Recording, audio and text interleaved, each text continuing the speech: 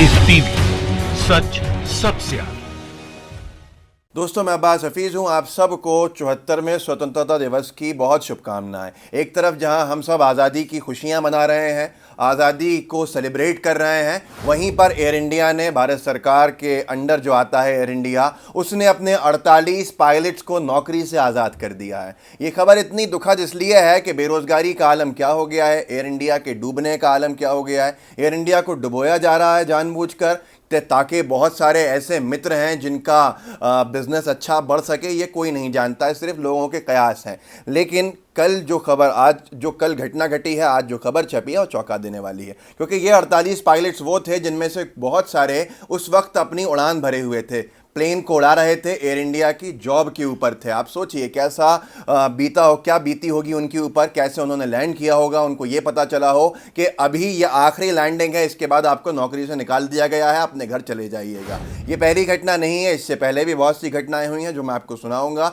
जिनका सीधा सीधा ताल्लुक, जिनका सीधा सीधा संबंध भारत में बढ़ती बेरोजगारी से है और मोदी सरकार की नाकामी से है। अब आप देखिए कि क्या हुआ है। एयर इंडिया के 48 पायलट्स निकालने के बाद से हंगामा खड़ा हो गया है। जो पायलट्स, कमर्शियल पायलट एसोसिएशन है, उसने चिट्ठी लिखी है एयर इंडिया के एमडी को कि ये इलीगल टर्मिनेशन गलत है, और हो सकता है भविष्य के अंदर वो सीधा सीधा चैलेंज भी करें एयर इंडिया के इस फैसले को लेकर। अगर देखा जाए तो एसोसिएशन और मोदी सरकार आमने सामने है इस वक्त, और सीधे सीधे आस्तीन चढ़ा ली है। और मोदी सरकार से सीधा सवाल है कि कैसे आप किसी को रातों रात नौकरी से निकाल सकते हो। सरकार का अजीब तर्क है, आपको खुद जान के हैरानी होगी। और फिर मैं आपको कुछ आंकड़े दूंगा बेरोजगारी के, कि भारत देश का क्या हालत हो रही है, किस तरह की नाकामी है मोदी सरकार की। तर्क ये दिया जा रहा है कि ये 48 पायलट्स वो हैं जिन्होंने पिछले साल रिजाइन किया था और रेजिग्नेशन के 6 महीने बाद अपना रेजिग्नेशन वापस ले लिया था। देखिए, एयर इंडिया का एक नियम है, एयर इंडिया का ये नियम है उनकी कंपनी का, कि अगर कोई रिजाइन करता है तो 6 महीने तक उसके पास मौका होता है। नियम ये कहता है कि वो 6 महीने के अंदर अंदर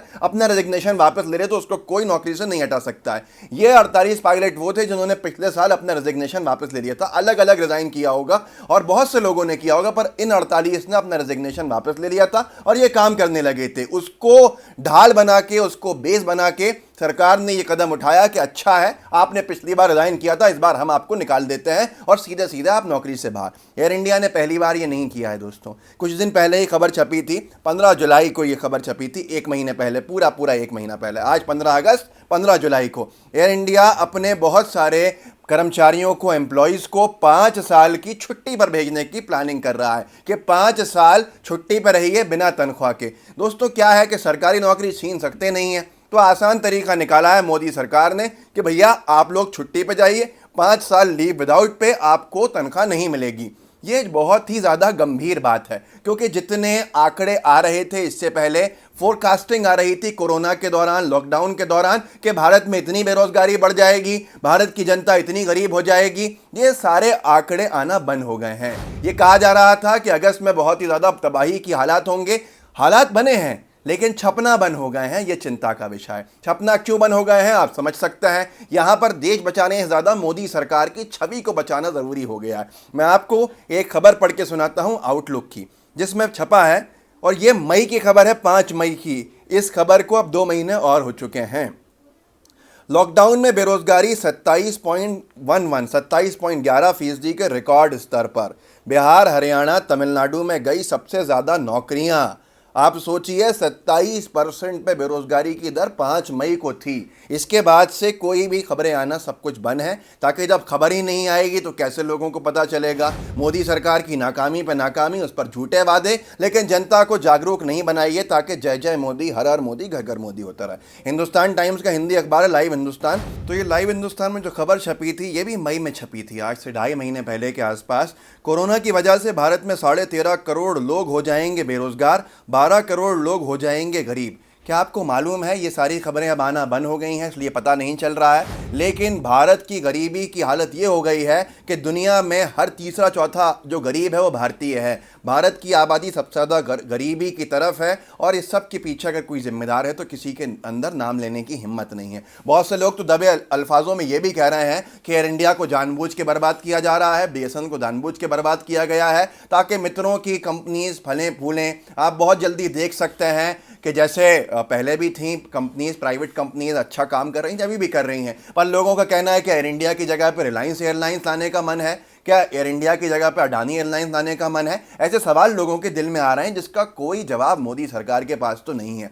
45 साल की रिकॉर्ड बेरोजगारी के ऊपर भारत आ गया था। इतनी बेरोजगारी कभी नहीं थी, ये दर कभी नहीं थी। ये लॉकडाउन से पहले के हाल हैं, लॉकडाउन के बाद की तो खबरें ही नहीं आ रही हैं। एयर इंडिया ने अगर 48 पायलट्स को निकाला है तो अपनी चिट्ठी में ये भी कहा है कि ये प्री कोविड हमारे रिजल्ट्स हैं, इनके हालात जो है हमारी कंपनी के बहुत ख़राब हो गए हैं, तो ये आगे और टर्मिनेशंस होंगे जिसके लिए तैयार रहना चाहिए। इस हालत के ऊपर भारत खड़ा हुआ है, जिम्मेदार कौन है किसी को मतलब नहीं। क्या हम वाकई में आज़ाद हैं? आज हमारी नौकरियां आज़ाद हैं? आज हमारी ज़बान आज़ाद है? क्या हमारी लेखनी आज़ाद है? क्या हम लोग आज़ाद हैं? ये सब सवाल उठ रहे हैं। जिन एयर इंडिया के पायलट्स को आज़ाद किया है उनकी नौकरियों से, वो मिसाल है बहुत सारे लोगों के लिए कि अब लोगों का सरकारी नौकरियों पे भरोसा हट गया है। ये पहली बार हुआ है, ये मोदी सरकार में हुआ है। तो ये देखना है कि आगे क्या हालत होना है। कोरोना के केसेस, ये सारे जो बेरोजगारी की दर बता रहा था मैं आपको, जिसने मैंने आपको पढ़ के सुनाया था, कोरोना की वजह से भारत में 13.5 करोड़ लोग हो जाएंगे बेरोजगार,